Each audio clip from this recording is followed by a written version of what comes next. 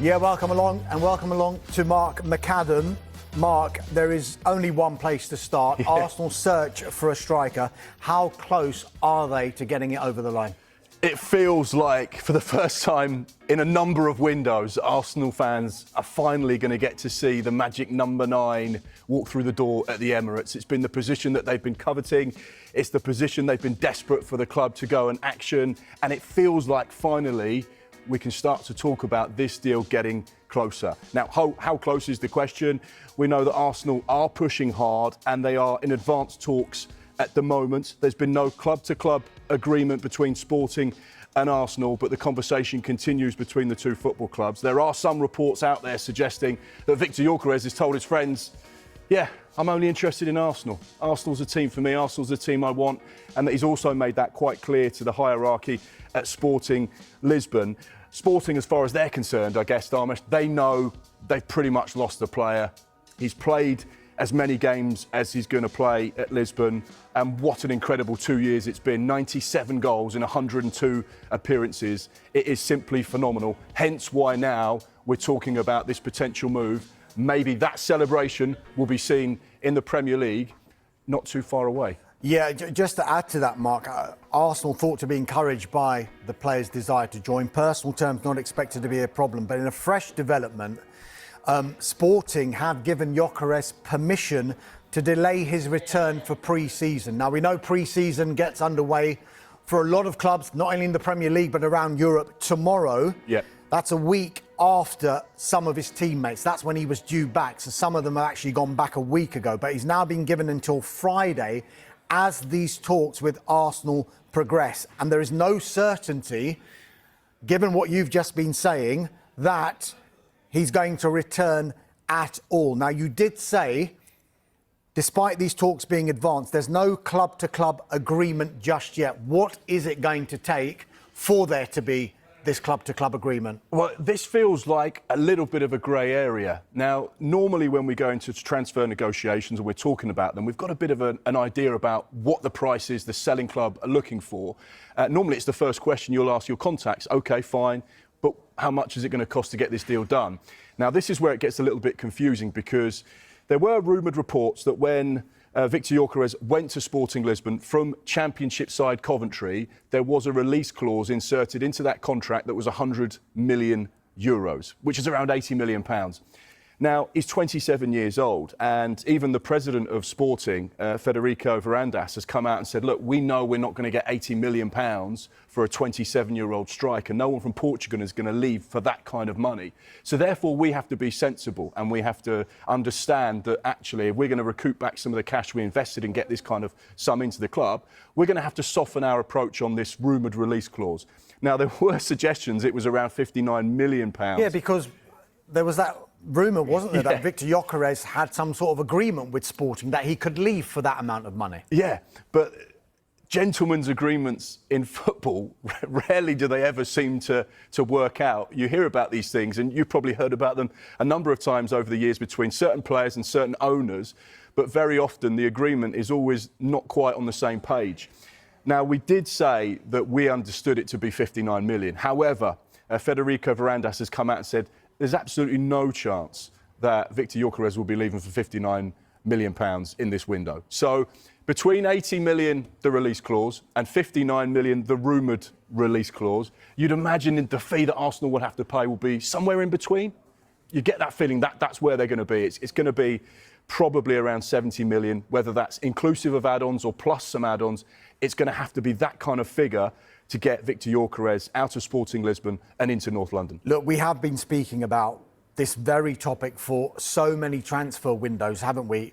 It has been a primary focus for Arsenal to bring in a striker in this transfer window. They have explored the conditions of a deal for a number of players, most notably RB Leipzig's Benjamin Sesko.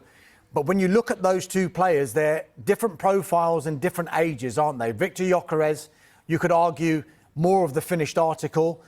Does Benjamin Sesko perhaps have the higher ceiling? But what we're hearing now is that the focus seems to be edging towards Viktor Gyokeres as opposed to Sesko. It felt like they had 2 names on their list. Now, there probably would have been 5 or 6. Arsenal do a lot of due diligence. They like to scour the market, and they know that they have to sign top quality. But it always felt like from the start of this window, they had 2 players in mind for that number 9 position. Like you say, Benjamin Sesko, someone that's been in the RB group for a number of seasons and has been watched at times by Real Madrid. You know, he's been on the radar of a number of the big European clubs as they look to strengthen through the middle. It's probably safe to say his development and trajectory hasn't been as progressive as a lot of the clubs expected, but he's still a talented player. But he's 22 years old and probably not quite Premier League ready just yet. But like you rightly say, probably will be in time. Whereas Viktor Gyokeres absolutely is Premier League ready in my mind. He's like an oven-ready product. He's just scored 97 goals in 102 appearances. I think the biggest thing that he'll bring that perhaps other players won't is the physicality. He understands the Premier League. He understands English football. I first came across him when he was a young player at Brighton. Didn't play a great deal of first-team matches. Was given his debut by Chris Hughton, but then went out on loan. And it was where he was on loan at Coventry where he really excelled. And under Mark Robins, developed into that ruthless centre-forward, someone that could do everything you'd want from a number 9. And not only score and finish, but he could create his own goals as well. He'd drop into little pockets of space. He'd come into his own half at times, but he'd be prepared to get out wide. He'd be prepared to do the dirty work. And then he had the ability to finish with ease, and not just simple finishes. You know, he'd stick it in the bottom corner, he'd stick it in the top corner. He was good aerially. He had everything. And this is where I think this potential deal certainly feels like it could be the right one, and the one that Arsenal fans are crying out for. Oven ready, I like that. It looks like Arsenal are cooking. I sound like Boris Johnson, don't I? I don't know if that's a good thing. Not quite sure how to follow that one. But listen, we've heard the fans, we've seen social media. How much attention you should pay to social media, I don't know. But it has been the theme. The fans have been baying and asking and demanding that Arsenal sign a striker. The fact that Arsenal have taken their time over the past few windows and done due diligence over a number of transfer windows, including in January when they were looking at both Sesko and Gyökeres, and in this transfer window with both of those players as well. Does that kind of highlight how absolutely vital it is that Arsenal get this right and the importance of this decision with, in particular, this position? It's probably the most difficult position to recruit for. And you speak to sporting directors up and down the country, across Europe and in the Premier League, and what's the one thing they say that is the difficult thing to find? Number 9. Number 9. And it's also the most expensive as well. So you have to get it right. If you're spending 50, 60, 70, 80, 100 million in Harry Kane's case on that number 9, he has to be able to come into the club and develop almost straight away and have an impact on that first team. This is the most challenging position to recruit for. And for a team like Arsenal, you're not trying to find a striker that will get you 15 goals and get you in the top 4. You're trying to find a striker that will get you 25 plus goals and someone that will spearhead you to the Premier League title, spearhead you to the Champions League, go and win domestic cups as well. You have got to be the full package, the whole package, and nothing less. It's quite interesting, something you mentioned there. It feels like this is a slight deviation from Arsenal's transfer policy maybe of a few years ago. You go back to the summer of 21-22, where they were signing players like Ben White, like Aaron Ramsdale, Martin Odegaard. The average age of the players they were signing during that particular summer was 22 years old. Suddenly, Andrea Berta comes into the football club with his experience in La Liga, new relationship with Mikel Arteta, and in his final 2 seasons at Atletico, the average age of the players he was signing was 26 and 27. And when you start to look at what Arsenal are doing, Kepa at 30, Zubimendi at 26, Viktor Gyokeres, should they get the deal done, he's 27, Eberechi Eze as well, 27. It feels like this is a slight shift. But what you get from these players that are more experienced, a little bit older, are products that are ready to go now. This is not a project where we're building a team for maybe 3 or 4 years' time. This is a project that Mikel Arteta would say, we are ready to hit the ground now and go and win the Premier League. I guess with every transfer, not just big money ones, potentially like Gyökeres would be, comes with it an element of risk.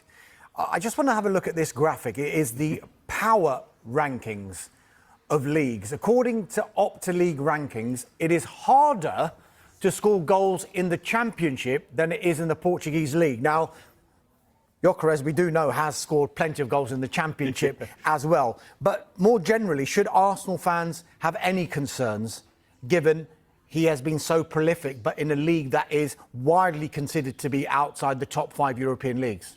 I think Viktor Gyokeres brings something that perhaps a number of other European players don't bring, and that's experience of the English game, both at Brighton, both at Coventry. He had a loan spell as well that didn't work out particularly well, but he understands the rigours of playing English football. So I think, first of all, you've got someone that understands the country.